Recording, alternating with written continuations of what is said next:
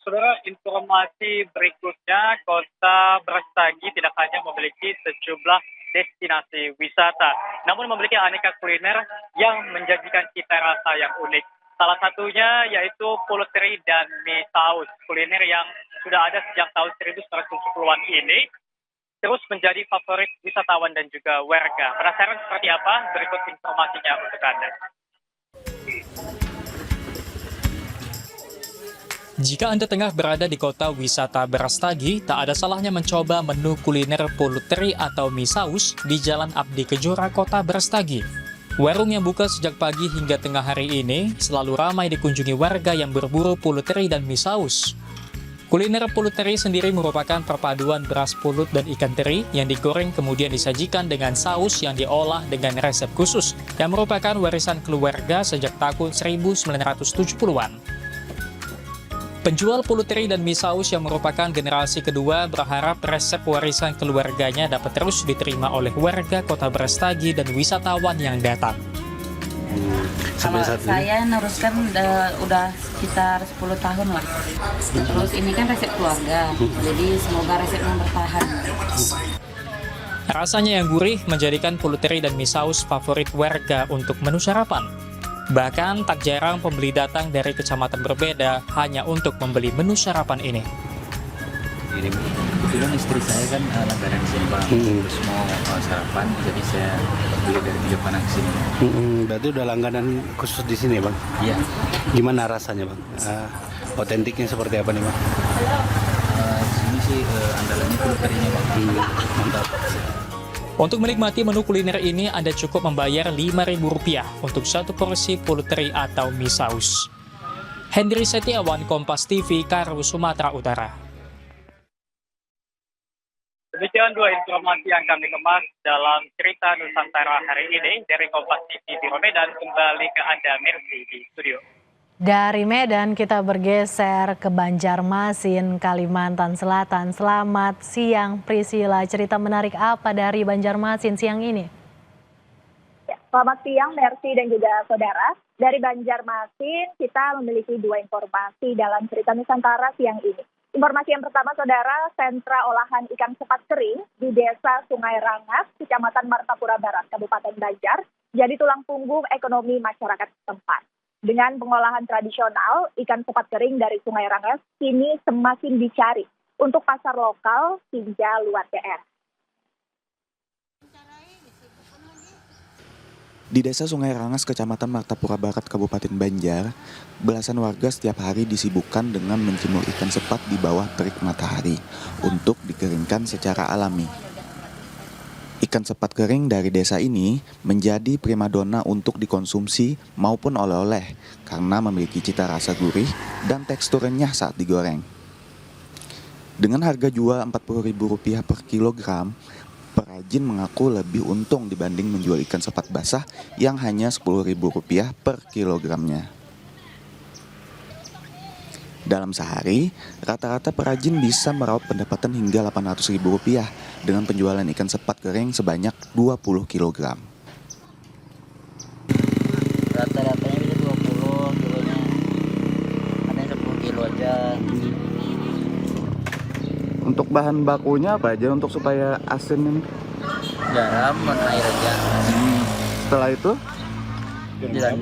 Direndam. baru dikeringkan seperti ini. Ya. Martapura Barat sendiri telah lama dikenal sebagai sentra olahan ikan sepat kering di Kabupaten Banjar. Produksi ikan sepat kering di Desa Sungai Rangas dalam sehari bahkan bisa habis terjual lebih dari 100 kg.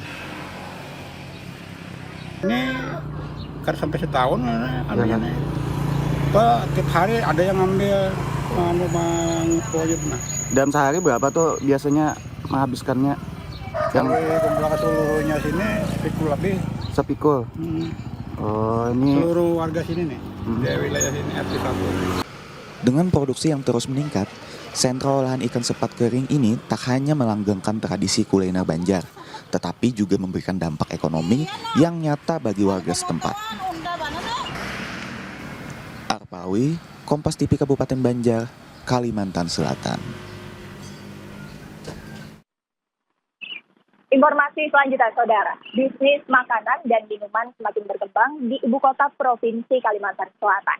Tak hanya tempat santai dengan sajian makanan minuman kekinian, menu kearifan lokal juga bisa ditemukan di sebuah coffee and eatery di kota Banjarbaru.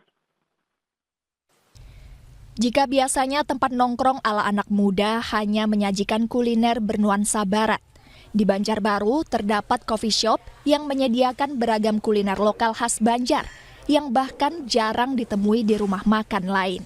Seperti oseng jaruk tarap, oseng mandai atau olahan kulit cempedak, iwak pakasam, sapat, hingga telang, lengkap dengan cocolan khas Banjar atau yang biasa disebut cacapan. Menu yang disajikan ini ternyata dapat menarik perhatian warga ibu kota Kalimantan Selatan untuk mengobati kerinduan dengan kampung halaman. Aan, pemilik warung Pagat, bilang ide usaha ini berawal dari keinginannya membawa kuliner dari kampung halamannya di hulu Sungai Tengah dan membuat tempat nongkrong untuk anak muda hingga orang tua. Itulah mengapa menu kopi kekinian juga tetap disediakan. Tapi menu-menu yang bikin orang kaget itu, oh ternyata ada oseng jaruk tarap ya di sini, oh ternyata ada mandai ya di sini, mandai besanga juga ada, terus pakasam juga ada. Pakasam itu iwak samu lah kalau ibaratnya orang Banjarnya tahu gitu. Itu khasnya Barabai sih. Seorang pengunjung yang sudah 2 kali datang di jam makan siang mengaku makanan khas Banjar di tempat ini selain enak juga menjadi tempat mengenang kuliner zaman dulu. Apalagi menu tarap yang saat ini jarang ditemui. Enak, kan makanan zaman mengenang kembali lagi kan kuliner kita yang zaman dulu. Seperti tarap yang jarang ditemuin lagi. Menu yang ditawarkan juga dinilai ramah di kantong, yakni berkisar antara Rp15 sampai Rp35.000 per porsi. Buka sejak awal tahun 2025, tempat makan yang buka sejak pukul 10 pagi hingga 10 malam ini bisa dikunjungi ratusan pembeli setiap harinya. Nabila Ceva, Kompas TV, Banjarbaru, Kalimantan Selatan. Demikian cerita Nusantara dari Banjarmasin, Kalimantan Selatan. Merci. Terima kasih tim Biro Kompas TV Banjarmasin, Kalimantan Selatan, jurnalis Priscilla Nikola dan juru kamera Naufal. Dan sebelumnya ada tim Biro Kompas TV Medan Sumatera Utara, ada jurnalis Emir Syahpurba dan juru kamera Dedi Ginting yang sudah bergabung dalam cerita Nusantara.